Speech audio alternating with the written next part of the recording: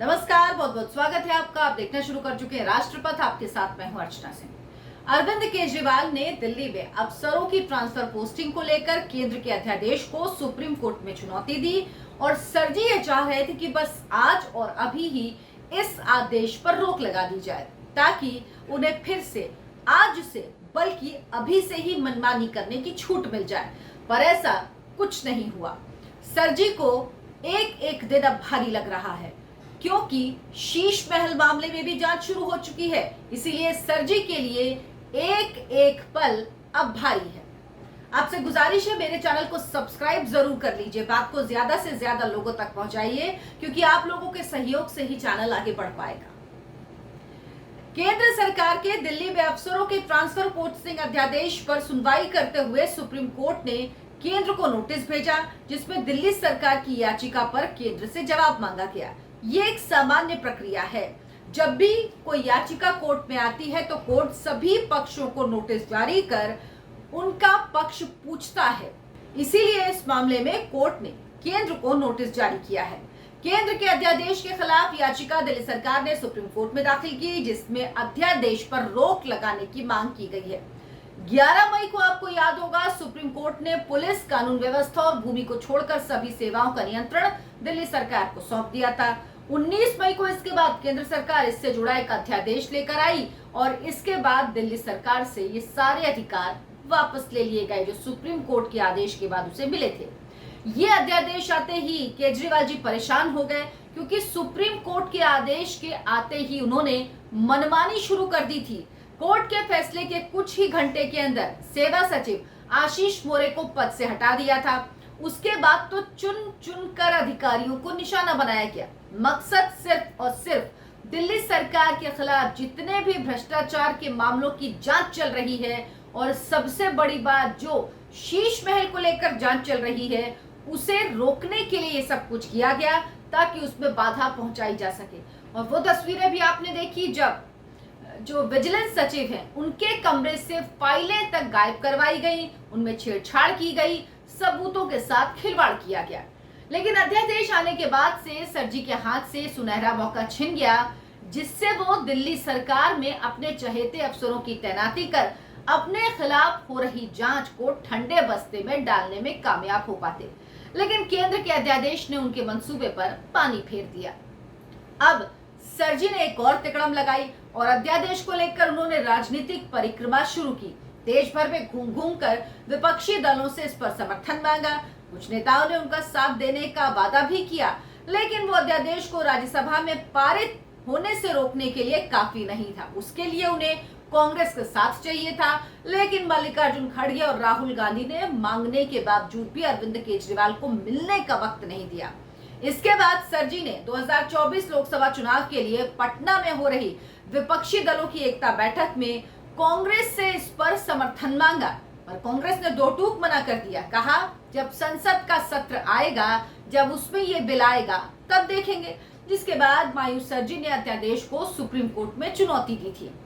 Interesting ये कि इस मामले में दिल्ली सरकार के वकील कौन है? अभिषेक मनु सिंघवी। सिंघवी जी कांग्रेस के वरिष्ठ नेता हैं। एक तरफ दिल्ली कांग्रेस केजरीवाल को अध्यादेश पर समर्थन देने के सख्त खिलाफ है, राहुल गांधी ने भी सीधा सीधा मना कर दिया, पर अभिषेक मनु सिंघवी कांग्रेस के बड़के नेता सुप्रीम कोर्ट में दिल्ली सरकार का केस लड़ रहे हैं। अब कांग्रेस की माया तो कांग्रेस ही जाने।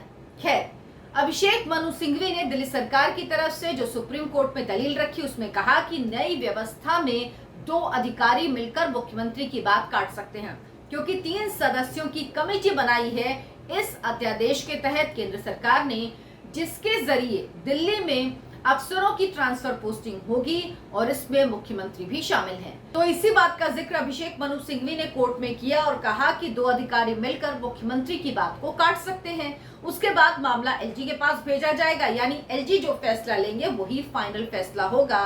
तो एलजी की भूमिका सुपर सीएम जैसी है और इस पर रोक लगनी चाहिए। यहाँ भी लेकिन केजरीवाल सरकार ने, जो हमेशा उनकी आदत है, गेम खेलने की कोशिश की। अभिषेक मनु सिंघवी ने कहा कि दिल्ली में 400 से ज्यादा पदों पर से लोगों के हटाए जाने के मामले को भी इसी से लिंक किया जाना चाहिए। उन्होंने एक कोशिश की। उन्होंने कहा इसी अध्यादेश के आधार पर 471 ऐसे लोगों को पद से हटा दिया गया जिनमें से कई ऑक्सफोर्ड जैसे विश्वविद्यालय से पढ़कर आए हैं।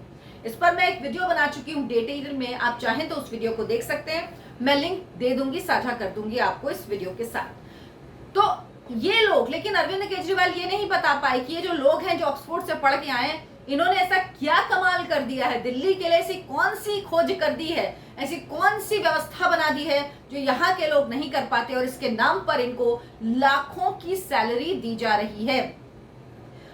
दरअसल ये जो सारे लोग हैं ये अरविंद केजरीवाल के बेहद करीबी हैं और अपने कार्यकर्ताओं में ही ये पैसा, लाखों की सैलरी अरविंद केजरीवाल ने बांटी ताकि उनकी जय जयकार होती रहे और सारे नियमों को ताक में रखकर ये नियुक्तियां की गई।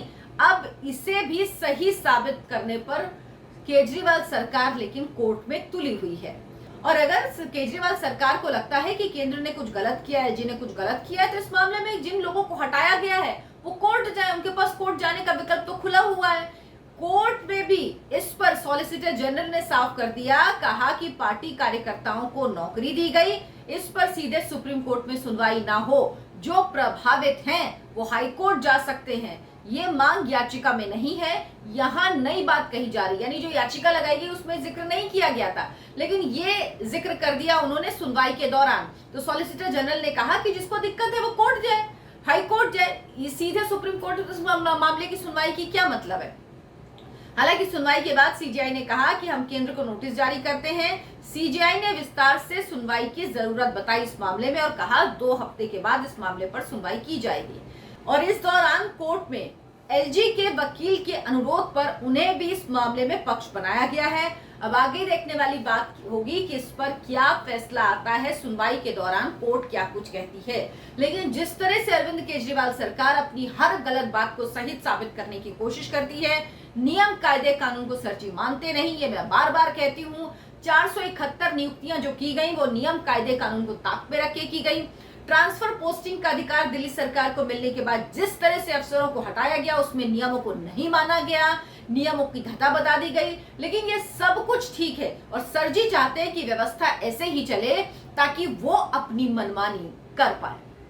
वीडियो को लाइक करें, शेयर करें और मेरे चैनल को सब्सक्राइब जरूर कर लें। नमस्कार।